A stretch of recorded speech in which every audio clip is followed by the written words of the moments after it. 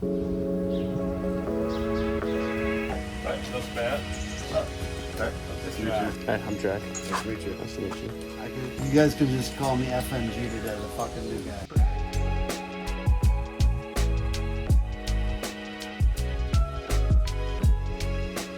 How long have you been personally doing this?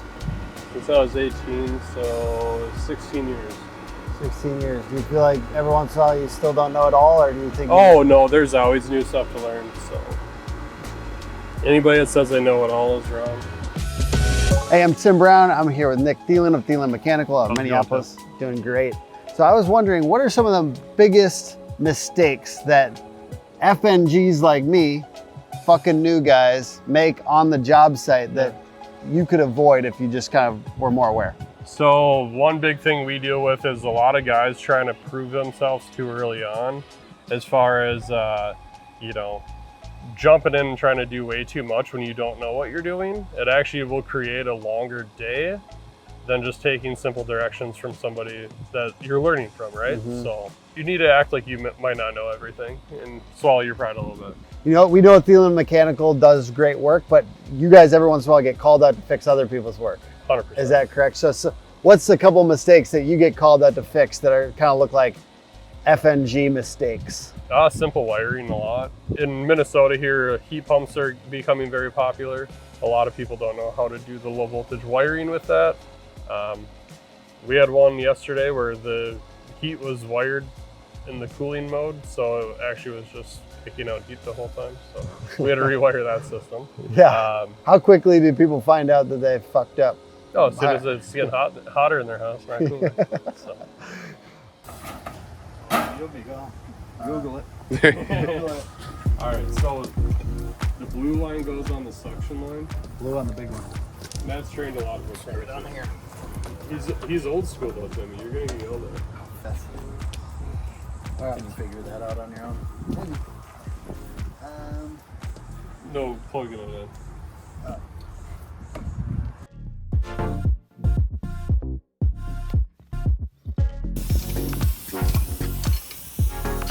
You look at the bottom wheels. Yeah. The pipe will fit in between those two wheels. Get it pretty tight where you know you're actually cutting the pipe. Yep. I'm in there. Okay, and then rotate towards you with the wheel. Okay. All right. We always close these after everything's reclaimed so that when we move them, no oil leaks out onto the homeowner's driveway or anything like that. You have to have it a certain amount away from the building? There are codes, but we're plenty far away here. Okay. But you're just trying to line it up so it's the same amount on both sides or whatever? Yeah. Gotcha. And slow is smooth, smooth is fast. We turn off the valves, but you want to have them over off of the driveway just in case they'll leak oil onto the driveway, which can be a problem.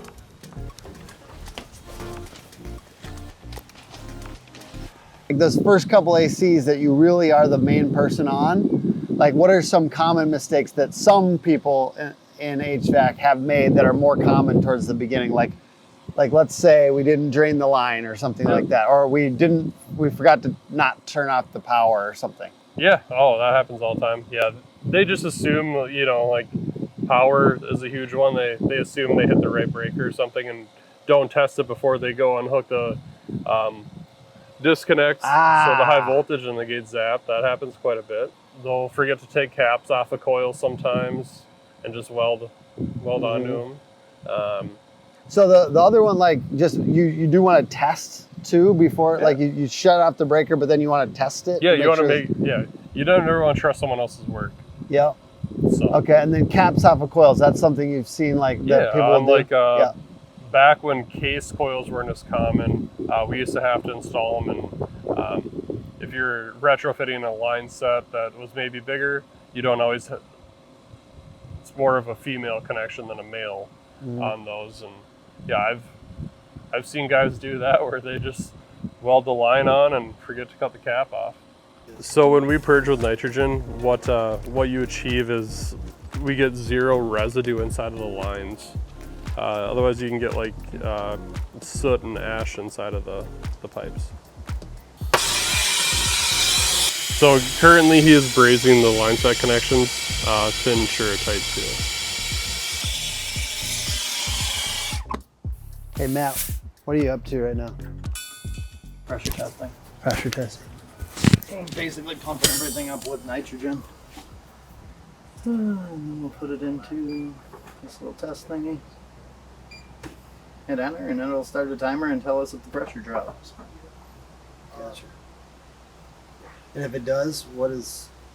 If it drops a lot, then we got a leak. There'll always be a little bit of fluctuation. So. Okay. All right, here, I have a few more things from other people that made suggestions, and I want to like just go through them. And how big of a deal is this? Airflow. Talk to me about ensuring proper airflow and refrigerant handling.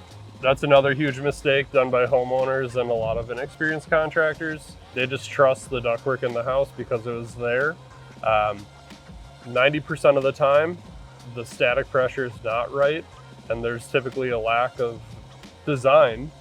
So when we go in there, we have to ensure we're getting proper airflow. Otherwise, your system's running very, very inefficiently.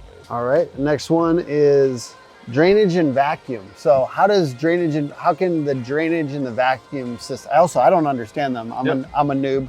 So talk to me about like how those can be easily messed up. And condensate drains, there's typically, if you don't get that pitched right, that will actually overflow onto all the components in your furnace. So that can wreck stuff very, very quickly. And then not pulling a proper vacuum, that's one of the most crucial parts of an install. Is it ensures we don't have leaks, as well as getting any decontaminants out of the system. Because as soon as we introduce that new refrigerant into the system, if there's moisture in there, it'll start building up acid over time. In the vacuum. Yeah, that's what. That's part of it. Okay. Yep. Sorry. No, you're good. I don't understand. It's the most crucial part of the tail end of the install. Got you. Okay. People say that there's a lot of problems with that sometimes. So. Yeah. A lot of guys just do like a 30-minute method where they let the vacuum pump it and they're not actually seeing how many microns it goes to. And the tip we got was always carry either garbage or tools back to the van if you're coming back to the van. When we add refrigerant, the temp rises. Yeah. So this one's actually running quite well. And so this final part is more of an inspection, or you're actually this is where we perfect it. Perfecting it. All right.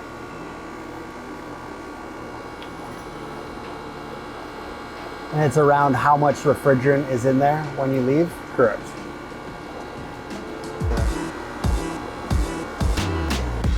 I'm sure you've been through some apprentices as well. Oh yeah. So what's when I was working in the cities, for sure, like all the time. What's the big difference between an apprentice that makes it and an apprentice that doesn't? Apprentice that listens. The ones that they'll be the ones that make it. The ones that know everything are the ones that will not. Well, Tim, with all your help today, here you go, man. Here's your new belt. You earned it. The zip tie belt. I'm officially no longer the new guy. Not as green as your shirt is. Sturdy.